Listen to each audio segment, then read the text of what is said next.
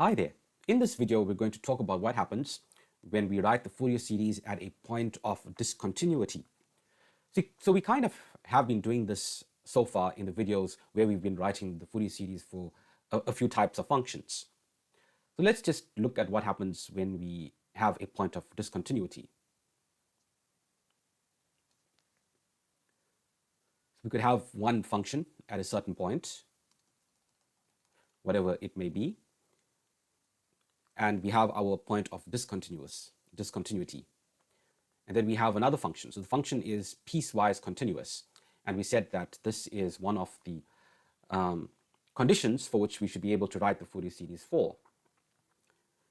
So one of the advantages is that we can represent a function like this using a Fourier series.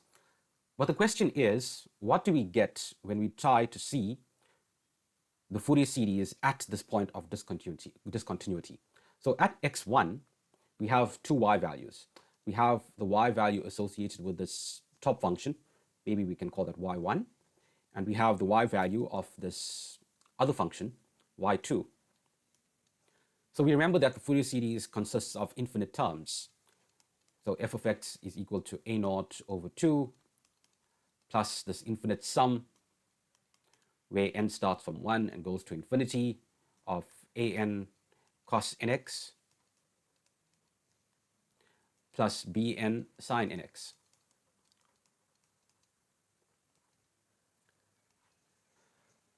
So the more we increase this number of terms that we write the Fourier series for, the better it will approximate this function. So the more terms we have, the more this sum will start to look relatively like this function.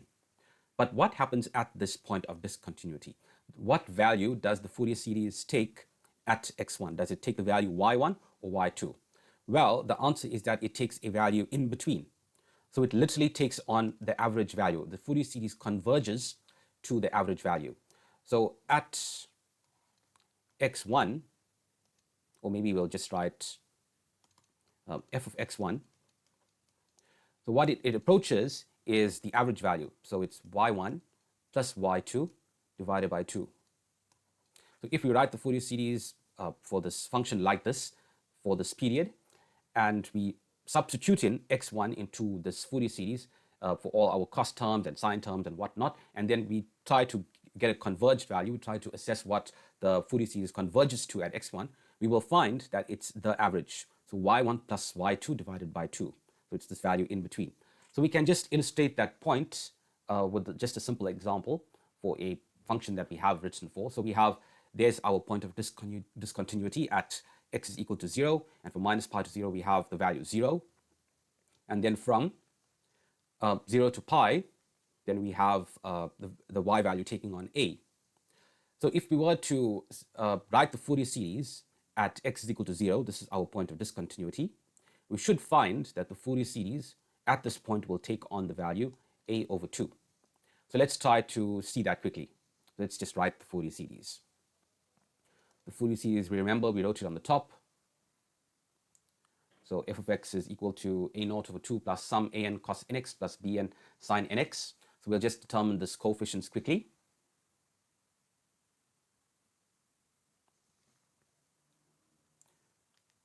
So if we look back to the previous videos and remember what those coefficients are, so we'll remember that a naught is equal to 1 over pi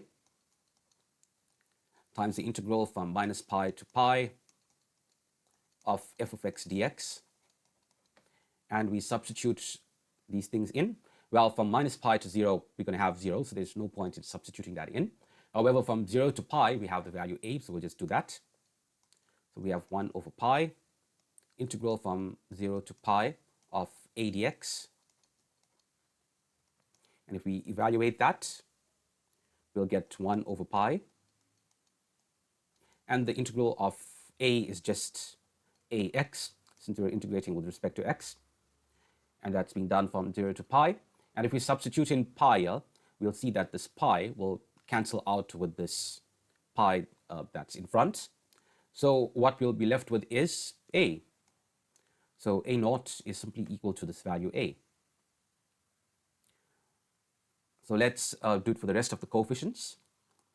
An is equal to 1 over pi integral from minus pi to pi of f of x cos nx. So f of x is equal to a from 0 to pi, and we substitute that in. So we have 1 over pi, 0 to pi, a cos nx dx. And if we integrate this, we get 1 over pi, and we'll have a integral of cos is sine. So we have a sine nx divided by n, integrated from 0 to pi. So sine of pi and all multiples of pi will give us 0, so there is no value there. And also sine of 0 and of course multiples of 0 will be 0. So this entire term is just equal to 0. Sorry, 0, not a. That means that an is equal to 0. So there's essentially no cos terms in our series for this function.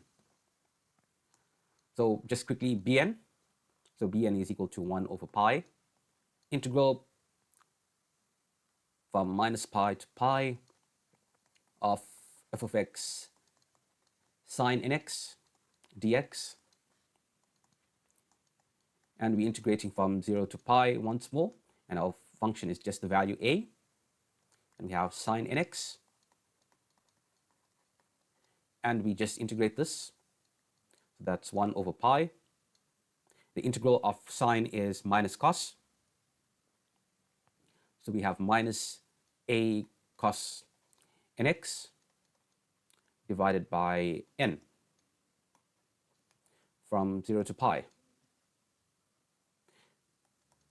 So we can substitute in pi and 0. So we have 1 over pi. And we have minus a cos pi x, sorry, n pi over n. And we substitute 0. So cos of 0 is just 1. And of course, we have minus. So minus and a minus gives us a plus. So we have plus a over n. A over n, because cos is 1. So we can just bring out a over n. Sorry, there's an a here in front as well. So we can bring out a over n as a common factor. So we have a over n pi.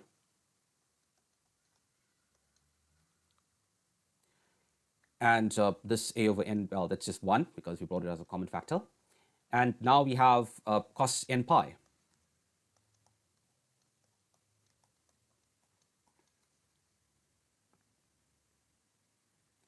So as we had done previously, we look at even numbers and odd numbers.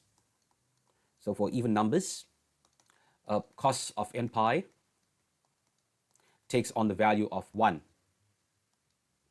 So you can look back at our previous videos where we looked at examples, and you can see how we had drawn out the cost curve and looked at all of these values of pi and multiples of pi, and we showed for even numbers and odd numbers what cost becomes. So cos of n pi is equal to 1 for even numbers, and if we put in 1 here, then we see that 1 minus 1 gives us 0. So bn is equal to 0 for even numbers. So bn is equal to 0 for even numbers. So our Fourier series will just have odd numbers. So for odd numbers, cos of n pi is equal to minus 1. And if we put in minus 1 into our term here, we get 1. Well, minus and minus gives us plus. So we have 1 plus 1 is 2. So we have 2a over n pi. So for odd numbers, bn is equal to 2a over n pi.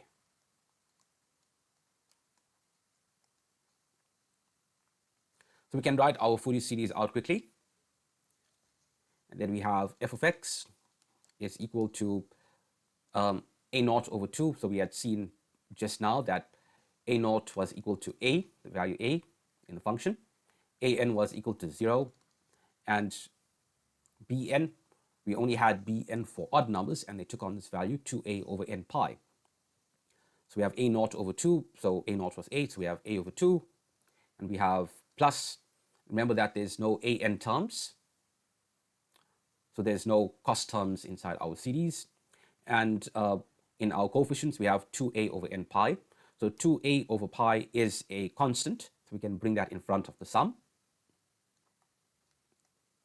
So we have 2a over pi. then we have odd numbers. So the first term will be bn sine nx, so bn will take on the value 1, so we have 1, sine nx, and n is 1, so we have sine x. Then the next odd number is 3, so we have 1 over 3, because it's 1 over n, sine 3x plus 1 over 5 sine 5x, and so on. Okay, so what we wanted to do was to see what value it takes at the point of discontinuity. So what does the Fourier series converge to at x is equal to 0? So how would we do this? Well, we have our Fourier series. All we do is we just substitute x is equal to 0 and see if we get a over 2. Okay, so our Fourier series is made up of sine terms primarily. So sine of 0 is 0. So that is 0, that is 0, that is 0. So all our sine terms become 0. And of course, there's no coefficient here because it's being multiplied by 0. So that means that it's equal to a over 2. So our Fourier series converges to a over 2 at the point of discontinuity. So it is the case that when we try to evaluate the Fourier series at this point of discontinuity, we see that it takes on the average value of the two functions. So thank you very much for watching.